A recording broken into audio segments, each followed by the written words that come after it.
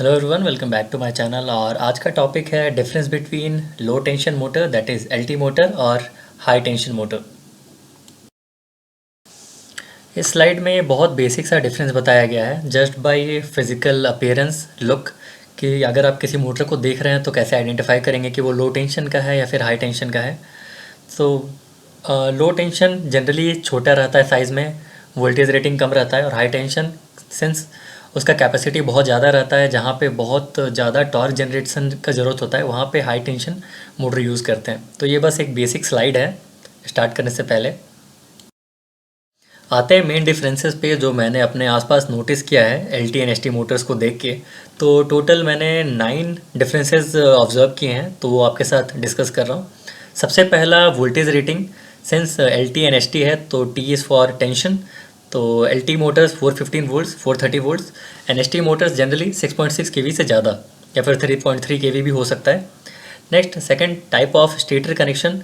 तो L T N S T का ये 100% श्योर नहीं है, ये जनरल है। लाइक एल टी में जनरली डेल्टा कनेक्टेड ही रहता है, और उसके बाद अगर एस टी रहा तो वो स्टार कनेक्टेड रहेगा। रोटर का सिंस एल टी में नो नन, बिकॉज वो स्क्विरल केज रहता है तो इंटरनल लाइक सॉर्टेड रहता है रोटर बार्स। और एस टी का rotor connection generally star form में रहता है।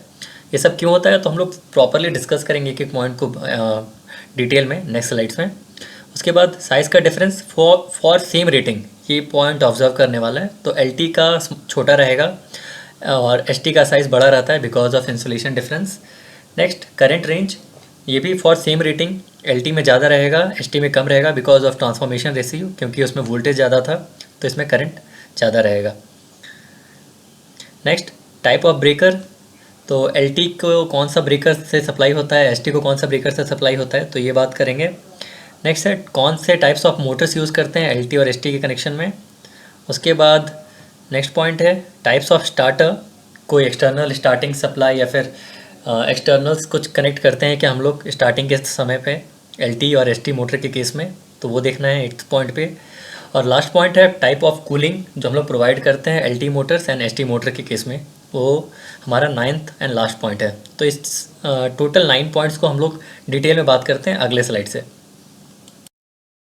सबसे पहला पॉइंट मैंने लिया है टाइप्स ऑफ मोटर। तो एलटी के केस में, लो टेंशन मोटर के केस में 100% स्क्विरल केज मोटर्स ही रहता है। उसका रेटिंग 1.5 किलोवाट से लेकर 375 जो मैंने देखा है किलोवाट। और एसटी की motor for higher rating like 6.6 KV के लिए स्क्विरल स्लिप रिंग मोटर्स ही यूज़ होते हैं। और अगर 160 किलोवाट का मोटर है एसटी का, तो वो सब motors generally squirrel cage motors होते हैं। नेक्स्ट पॉइंट है वोल्टेज एंड पावर रेटिंग। तो पहले वोल्टेज देखते हैं। तो एलटी मोटर का वोल्टेज जनरली 6.6 ही रहेगा। पावर रेटिंग वेरी कर सकता है, 160 किलोवाट भी हो सकता है या फिर 3000 किलोवाट भी हो सकता है, बट जो वोल्टेज है that will be 6.6 KV. But in case of LT motors kilowatt maximum 375 तक तो मैंने देखा है, और मिनिमम जैसे पहले बताया 1.5 kilowatt. But voltage is constant, that is 415 और 430 वोल्ट्स, जो कि 3 फेज वोल्टेज है to rotate the motor. Next point है करंट रेंज। तो बहुत ही क्लियर है with the help of transformer ratio, जिस मोटर का वोल्टेज ज़्यादा रहेगा उसका करंट कम रहेगा। तो मैंने यहाँ पे एक एग्जांपल लिया है 160 किलोवाट का motor L T and S T दोनों के केस में। तो एल टी का सेंस वोल्टेज कम है तो उसका करंट ज़्यादा रहेगा, that is 270 AIIMS full load. और एस टी का सेंस वोल्टेज 6.6 केवी था तो उसका करंट बहुत ही कम रहेगा, that will be around 15 AIIMS full load current.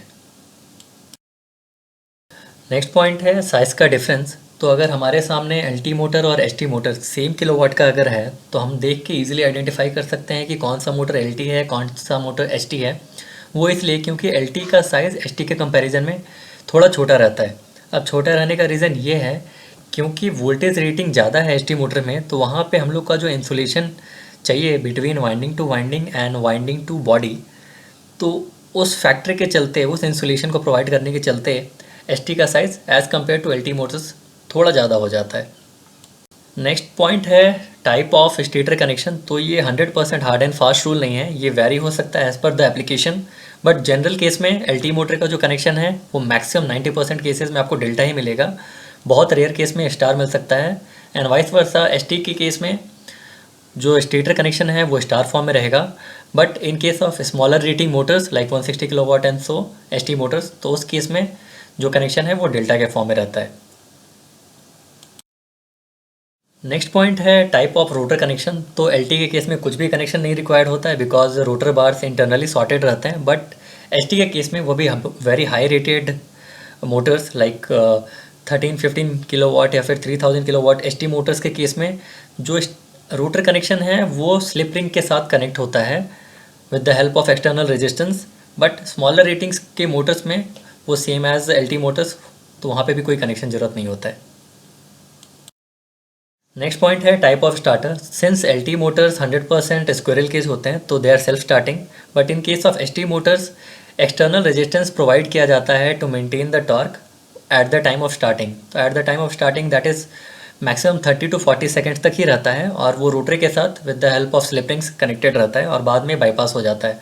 तो अगर आपको एक्सटर्नल रेजिस्टेंस क्यों यूज़ होता है उस पर एक सेपरेट वीडियो है, आप मेरे चैनल में चेक कर सकते हैं। नेक्स्ट पॉइंट है सप्लाई कैसे देते हैं, लाइक टाइप्स ऑफ ब्रेकर, कौन सा ब्रेकर यूज़ होता है एल के केस में और एस के केस में।